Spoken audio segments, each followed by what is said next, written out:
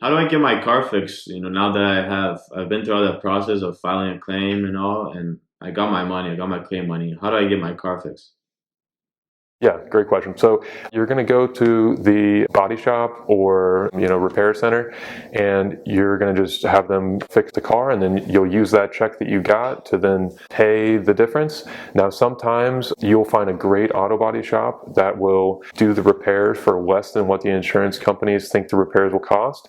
And that's just where you're lucky in that situation, and you're going to have a little bit extra cash in your bank account.